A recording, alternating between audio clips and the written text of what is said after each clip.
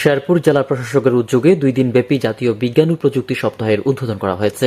শনিবার সকালের দিকে শেরপুর ডিসি উদ্যান চত্বরে স্মার্ট বাংলাদেশ গড়ার লক্ষ্যে 2 দিন ব্যাপী বিজ্ঞান ও প্রযুক্তি সপ্তাহের শুভ উদ্বোধন করেন শেরপুর 1 আসনের সংসদ সদস্য জেলা আওয়ামী লীগের সাধারণ সম্পাদক আলহাজ সানোয়ার হোসেন সানু।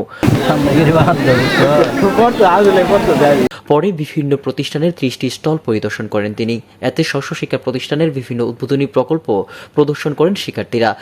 এ সময় জেলা প্রশাসক আব্দুল্লাহ আল খায়রুমের সভাপতিত্বে প্রধান অতিথি হিসেবে বক্তব্য রাখেন শেরপুর 1 আসনের জাতীয় সংসদ সদস্য আলহাজ সানোয়ার হোসেন সানু।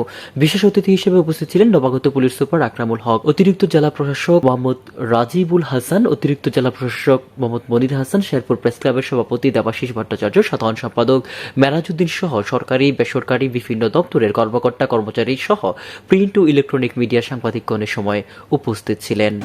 এই মেলা এখানে আমাদের 30টি স্টল আমাদের এই মেলায় উপস্থিত আছে। আমরা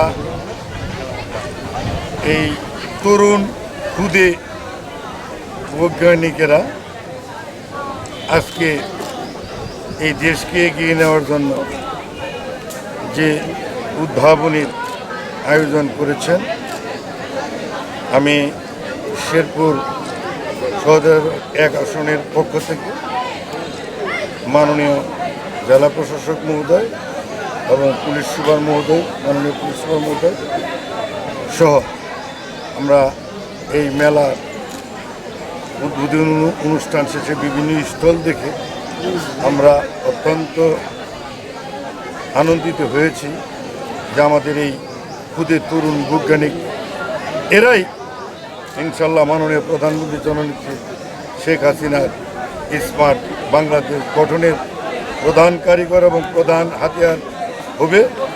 শেরপুর থেকে শামসুল হকের রিপোর্ট, আমার বার্তা ডিজিটাল।